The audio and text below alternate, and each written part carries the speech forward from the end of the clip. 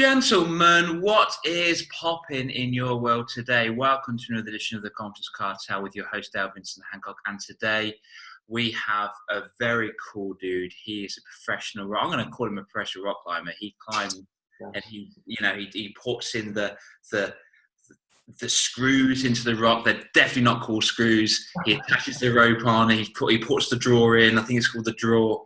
He's a CEO of Strive and Coaching. He's moved away from his full-time job to become a coach and focus on the needs of others and live his purpose and live his passion. And for me, that is incredible. So without further ado, Dennis, what's poppin', player?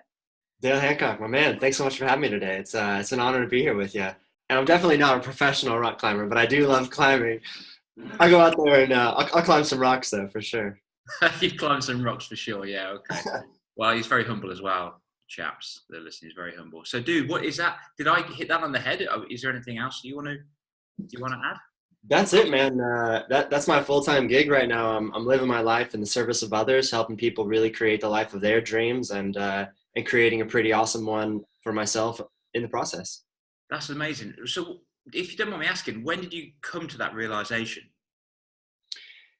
Well, it's been an epiphany in the making over the last 8 to 10 years. Like I started coaching almost a decade ago when I started really realizing that there was a whole life available to me that I hadn't really sunk my teeth into yet, and got roped in with a few coaching firms early on with other people who kind of took me under their wing, and I really got a taste of what it meant to be there for somebody and reflect their blind spots back at them and help them see life in a new way and what's possible. And, as soon as you get a taste of something like that, it's hard to turn around. And so, I've just been grinding and figuring out like how could I make it possible for myself to really live this lifestyle and be somebody who does that for others full time.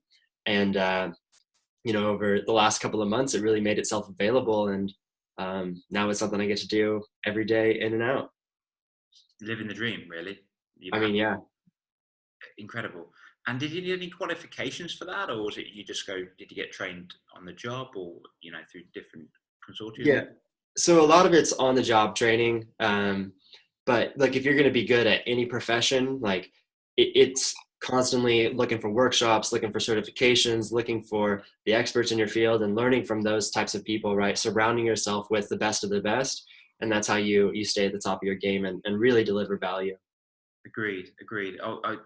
I'd like to do that more, to be honest with you, Dennis. I've been doing that recently, and I've been getting such a stronger network now. People are gravitating towards me. They know what I want to do. It's about locking in self-esteem and building that inner armor in people so kids become bully-proof, and people just, love it when I speak at kind of just events and things. So, yeah, cheers, man.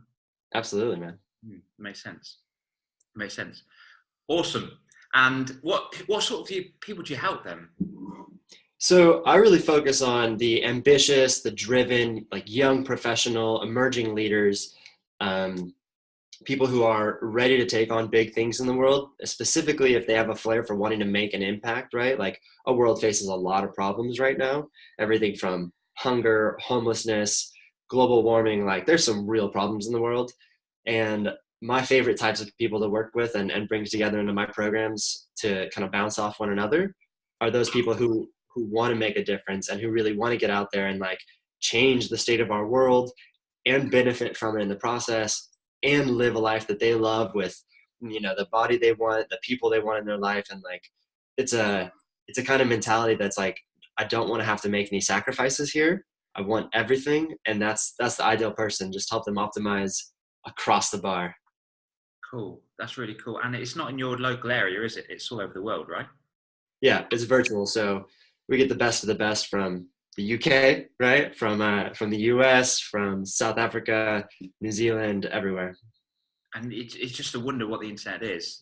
Social media it can be so fascinating. It can also be quite toxic, but we need to learn how to use it in the correct ways. And it sounds to me like you're absolutely smashing that because you're serving so many people, not just in one little pond. You're serving an ocean of people all over the world.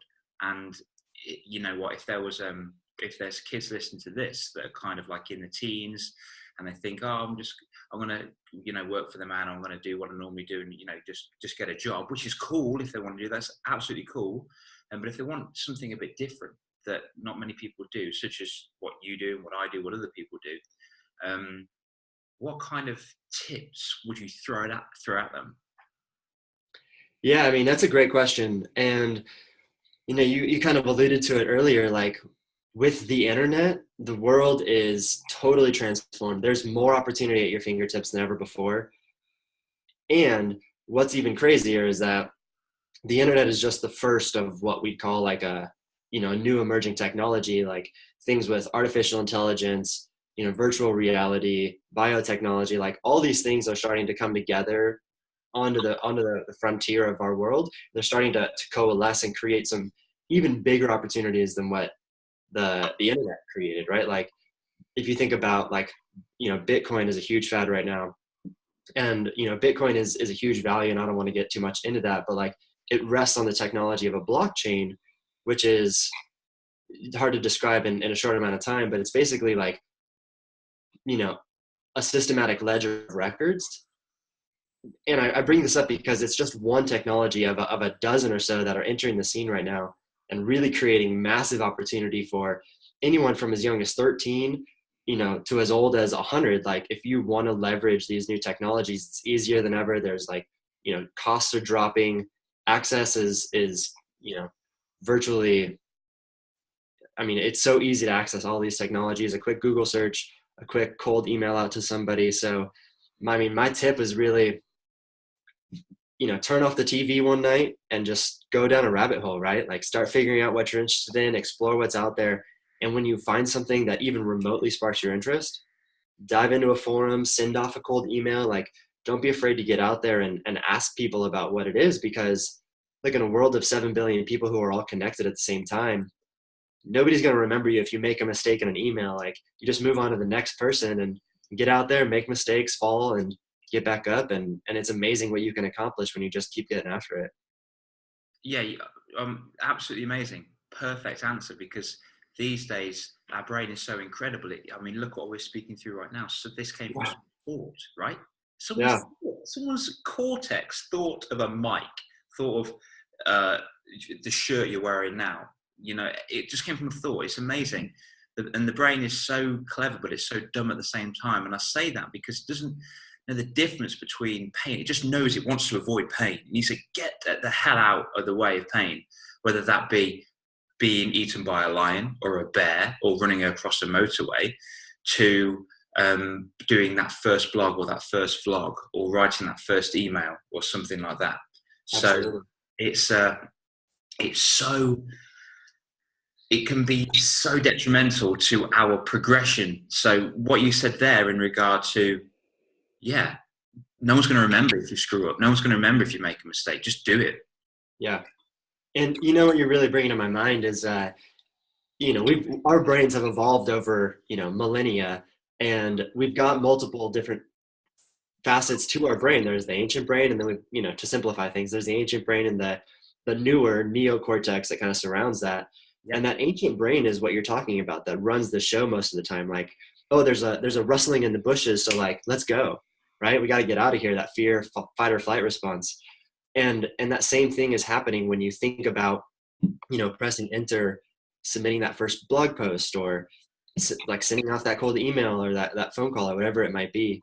And, Mel Robbins actually is coming out with a new book right now, The 5-Second Rule, where a really quick tip to like get out of that fight or flight, like, oh my gosh, I'm so nervous. Like, palms are sweating and armpits are going off and I just can't do this. If you just count down 5, 4, 3, 2, 1, you actually shift your mind out of the amygdala, the fight or flight response, and into the prefrontal cortex, and get back into like a more logical state of mind. And you can just like, okay, this is something I want to do, easily take the action again. Wicked, exactly right. Mel Robbins is great. She's got the 5-second rule where you just do it. Move away from the emotional brain towards the logical brain. Yeah. Great.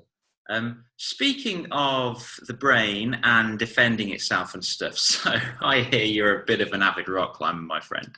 That's right. These are just going to be simple questions because I really want to know what's the highest you've ever climbed? Let's see, probably 1,000 feet or so. Holy guacamole, 1,000. And we're talking, you had your own ropes to your back, and you obviously it's not a screw. What's it called? Yeah, so there's bolts. There's two types of climbing, right? One is sport climbing and one's trad climbing, traditional climbing. And with one of them, you're bringing like little pieces of gear up with you and you're sticking them into cracks. And the other, there's bolts in the wall and you're bringing up draws. You had the word right initially. Yeah. And you put the draw into the bolt, and then you're bringing up the rope that's tied to you, and you're clipping the rope into the draw, and then you climb another 10 15 feet above your last draw, clip a new one. But at any given point, like if you fall like 10 feet above your last draw, you're going to fall the 10 feet to the draw, another 10 feet below the draw, and then whatever slack is in the line as well. So a fall could be 22 feet or so at any given moment. Imagine people listen to this. Just imagine you are, I don't know, 600 feet up in the air on a rock face attached to a rope that's bolted into a rock, and you're falling. I mean, bro, I know this has happened to you, right? You fell. Yeah. What was going through your mind? Or was there anything? Yeah, it's a good question. The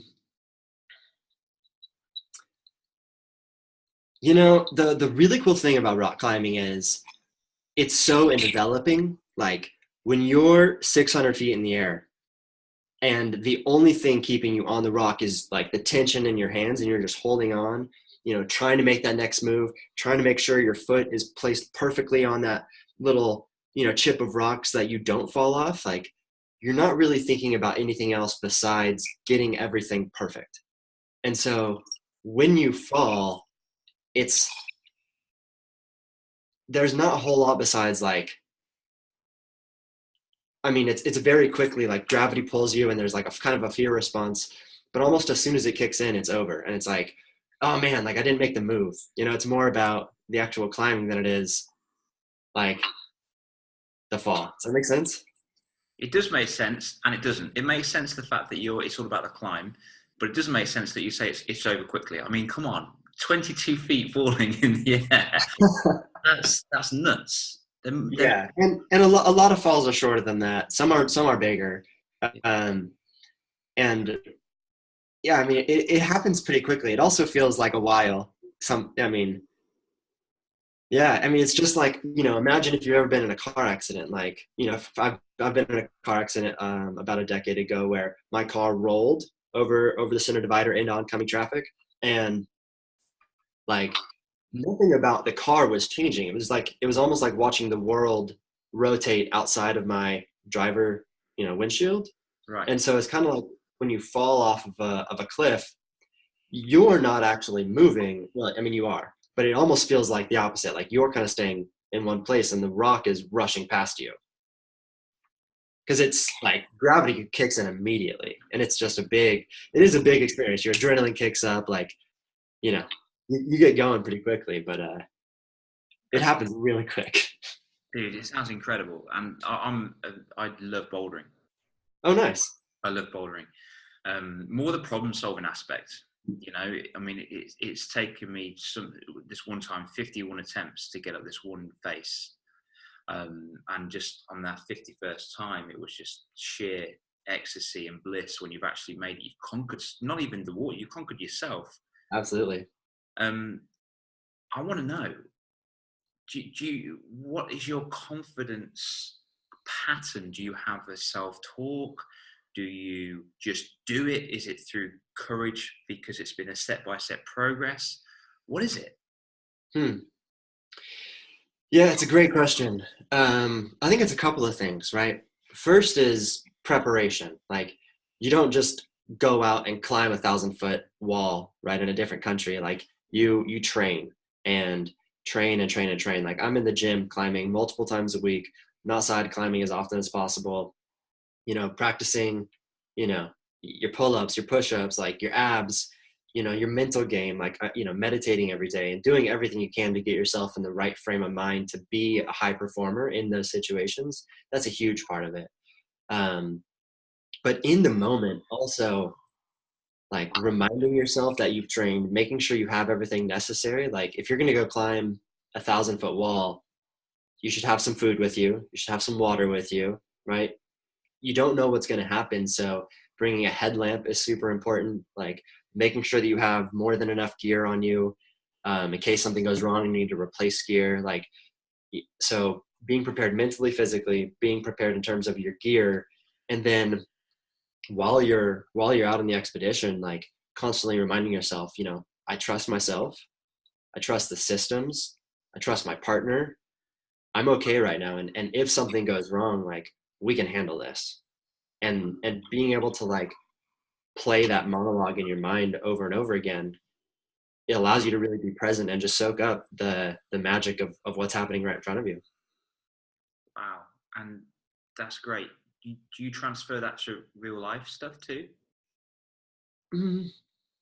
I do. I mean, running your own business and making the jump from kind of, the more normal path of the 9 to 5 into you're on your own, you're doing the entrepreneur stuff is a big jump.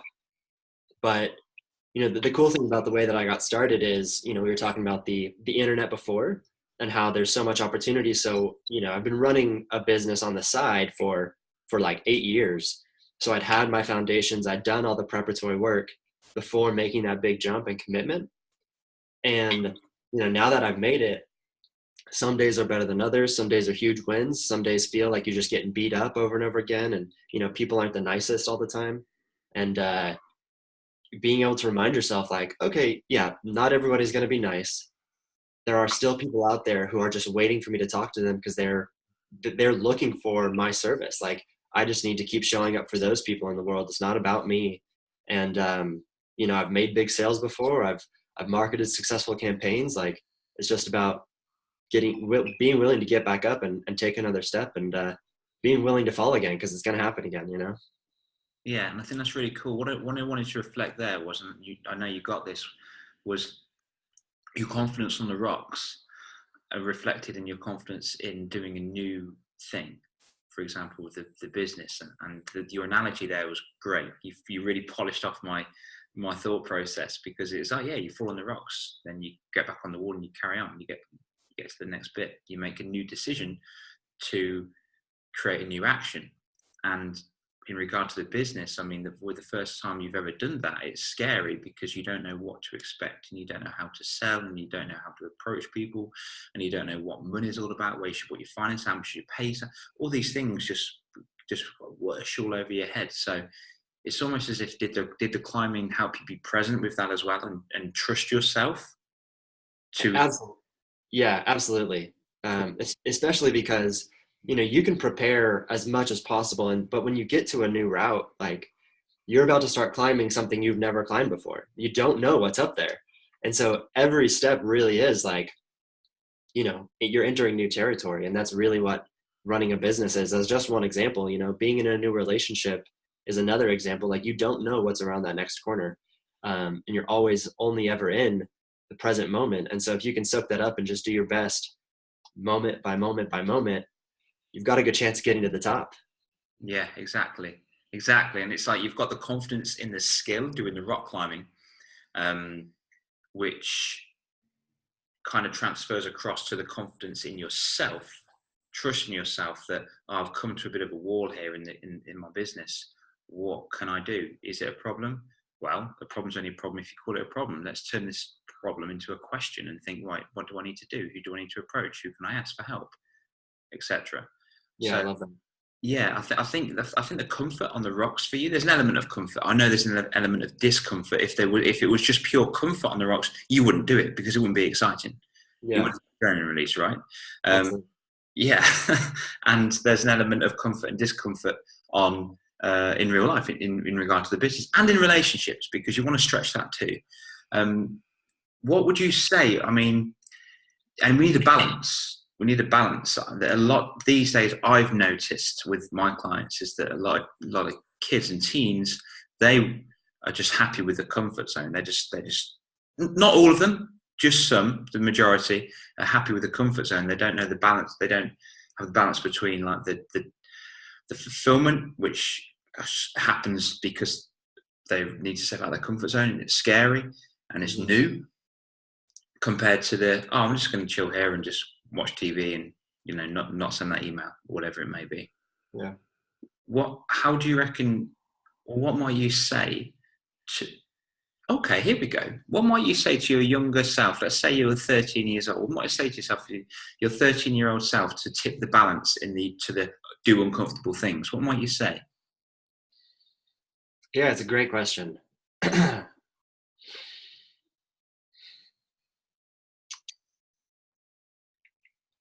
think, yes, something that happens between about 13 and 17 years old is, when you're 10 and 11, you feel like you're invincible. Like you can fall off the monkey bars, everything's fine. You're gonna be, you might break your bone or something, but you'll be back on monkey bars the next day probably, right? With a cast and everything. But around 13, 14 up to like 17 and 18, you start to kind of solidify this idea of self and like who you are in the world and what you want to accomplish. And taking risks gets a little bit more scary because you don't want to risk who you are and what's on that path, right? Like, what happens if I get injured? Then I won't be able to go to work, and if I don't go to work, I can't get paid, and if I can't get paid, I can't get the job, and if I can't get the job, I can't get the girl, and if I can't get the girl, right? It's just on and on and on. So we started to get scared about taking risks. And if I could transport back in time and talk to my 13-year-old self, I would say that yeah, you're not invincible. You're going to fall. You're gonna make mistakes, but like those are the things that make you stronger.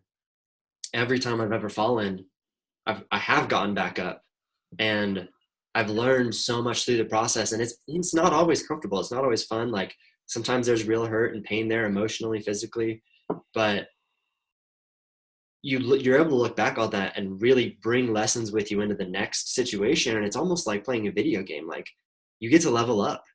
You're like, I just broke through. And there's this quote I really love that says, if your life just got harder, congratulations, you just leveled up. Like you reached the next level.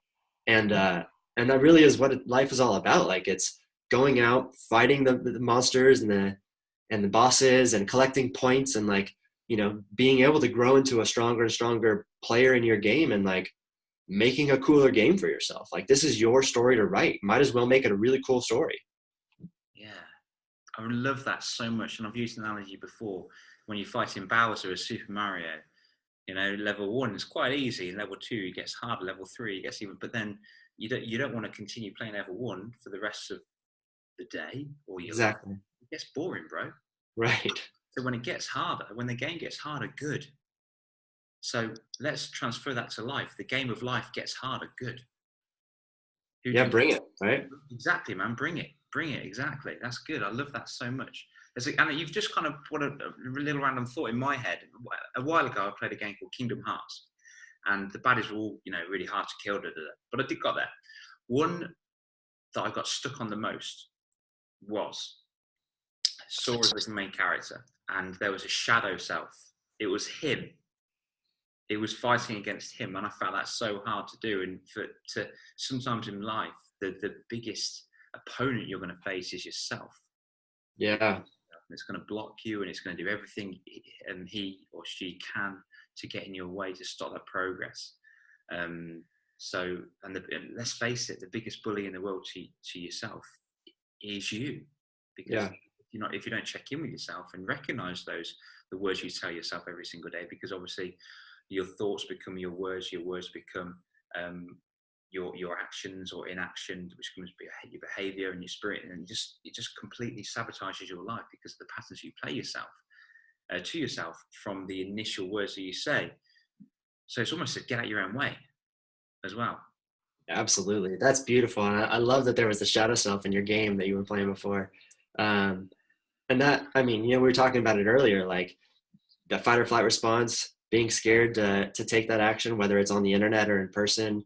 But that only is ever ourselves getting in our own way, like you're saying. And the quickest way to get out of your own way is to take the action. Just take the action, get out of your head. You can't be in your head and take action at the same time. Like it's just not possible. When you're in action, you can't be scared because you have to perform. You have to, juggle the balls. You have to be there in the moment. So all the other thought goes away. Yeah, 100% correct. This is why I don't believe in anxiety or worry, because you're guessing. It's a guess. You're not really. If you were been told you've got to run a race in school 2 weeks before, and you've got to beat the other classes, you might be thinking, oh, I've got to train, I've got to do this, I've got to do that. Oh my gosh, I'm going to do. Whereas if it was just like a random, okay, sports day in the next 5 minutes, let's go, we're on it. Everyone on the track. It's just like, you've got no time to overthink. You've got no time to worry. You've got no time to panic. Yeah. You just act. You just take action. Because your brain hasn't got time to think, whoa, hang on a minute. What if I get beaten? What if I fall on the floor? What if this girl laughs at me? What if I don't get asked this girl out to the prom? What if this? What if this? What if that? What if the... And it just completely messes around with your head. But you've got to think, these thoughts are what you're saying to yourself. So get your shadow self out of its way. Well, out of your way. So yeah, I love that, dude. That was cool. Yeah, likewise. That was brilliant. Yeah. Okay, cool. So who is the most confident person you know? Oh, man. I've had some great fortune of meeting a lot of confident people in my life. Are you looking for somebody famous or just somebody in my own life? Someone that resonates with you right now. Yeah, there's a guy who I know who lives about an hour from me. I see him like once a week or so, and he's the most confident person that I know in my personal life. He runs his own business, bringing in multiple $1 million a year, and he embodies like an attitude of being able to show up and literally handling every moment as it is, right? You're talking about like, what if this, what if that? That's how most people walk around, is like, what happens to my business if this deal doesn't close? And what happens if, I'd say this thing and my significant other or my girlfriend or whatever, like doesn't appreciate it, or like we break up, or what if, right? But his name's Spencer, and he lives in the moment, always taking it for what it is, not adding anything to it, not subtracting anything away from it, just like very matter of factly, I'm in front of a client, I have a service that they want to buy, they either want to buy it or they don't, and like we'll make a deal or we won't. And if they choose to buy it, perfect. I'll then go and get my team ready, and I'll get the crews out to the job site, or they put it in the calendar. And it's like, I think when I think of confidence, I think I really equate that with calmness in high tension situations. And if you're able to like show up to these big kind of tense situations in a calm manner and just handle it for what it is, that screams confidence to me. That's cool. So it's almost as if you're not looking for the tense moments, but knowing that when they come, then you just do you and own you to get through it. Cool. Absolutely, yeah. Okay, I want to tell people. I want to tell people where to find you now, and then I want to go for some tips. So where can people, if you don't mind, I mean, are you happy with people just maybe having a bit of, if they need to, if they want, if you think, oh, this is pretty cool? Yeah, absolutely. I'm always happy to chat to somebody. So, my website is strivent.coaching.com, STRIVENT coaching.com. I'm on Instagram at DJ to the max, number 2 to the max. Facebook, Dennis McGinley, wherever you want to find me, I'm there. Oh, that's cool. Cheers, bro. And what would you tips be, or one tip? Or we've literally had about 5. What would you say, bro? What would you say for you? Yeah, this is a great question. I think breathing is super important. I think we get really scared, and we usually perform at our worst when we are living up here. And if you can just